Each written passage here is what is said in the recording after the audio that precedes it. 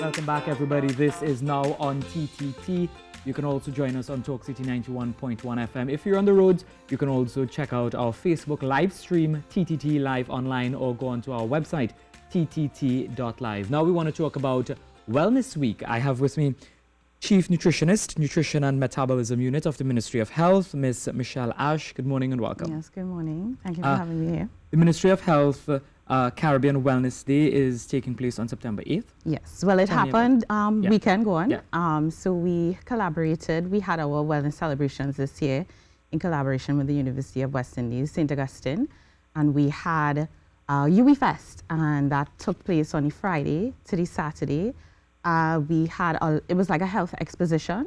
All of the neighboring communities, they were invited, and we also had our booth for nutrition and metabolism.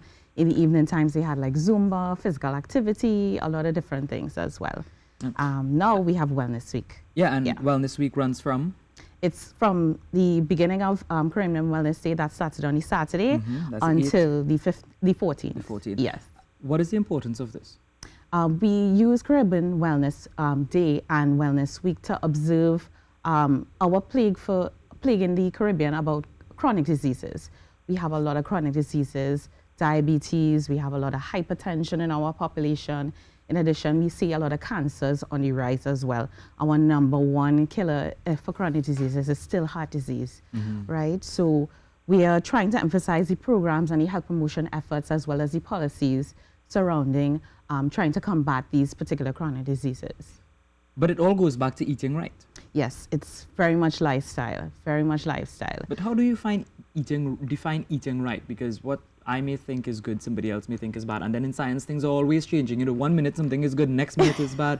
How do you figure out what is right and wrong? And how do you, have that level of consistency? Okay, so healthy eating, we emphasize here in the Caribbean, the 6 food groups.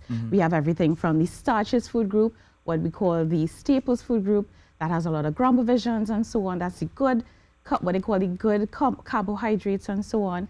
We have the fruits and vegetables food groups, and then we have the legumes and nuts, fats and oils, food from animals and so on. But what we define as, that is what we define as healthy eating in the correct proportions from each of those 6 food groups. And how do we distinguish from science, from fad, from you see something on Facebook and you want to believe it. And that is something that I wanted to get to, because you could go online and you could do a search of something, and then somebody is saying, oh, this is healthy, and then people don't know the difference and they go and they try it and then bam. Right. So how we establish scientific fact.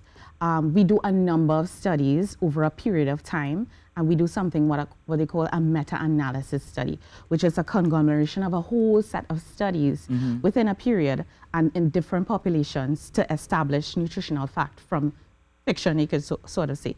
So if you see like one study has been done on a particular area, we may still have to do various studies within that area to prove that it's actually fact and have the same sort of results or similar result, I would say, in different populations for, say, like coconut oil or a vitamin or whatever it is. That's how you basically distinguish. So what would you consider to be a proper breakfast? What should that consist of? Okay, proper breakfast, you could actually eat anything for breakfast. It's not traditional breakfast doubles? You can do a twist on doubles. You can just have the chana, a small cup of chana. That's actually quite healthy with some grated cucumber on it. That's a perfect breakfast. Really? Right there. Yeah, it's a cup of chana. You can do anything. You can make ground provisions in the morning. And isn't that a bit heavy? It's a bit heavy, but it's the portions. Okay. 2 ounces of cooked ground provisions is actually 1 standard serving. So nothing is wrong with a little ground provisions. You can cook up some eggs at the side, right? And you have maybe a small cup of yogurt or a small cup of milk, and you have a balanced breakfast right there with some veggies. Dinner is also something that people are always concerned about. What should I have for dinner? Yes.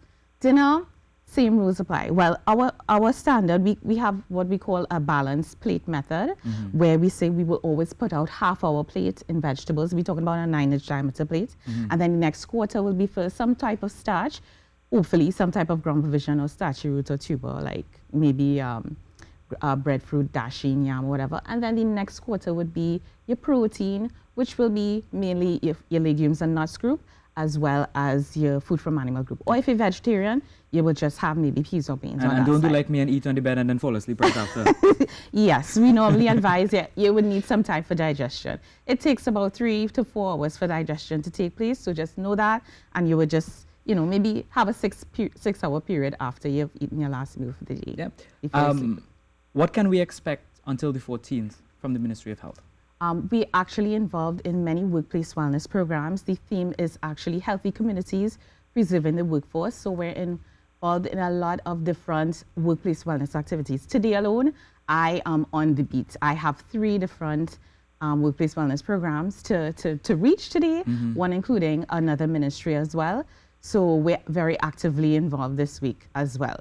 So it's a very, very busy week for me. It sounds exciting as well. Yeah, it is. And for the viewing public, people who are interested in starting or maintaining good eating habits, what advice would you have for them? Start small.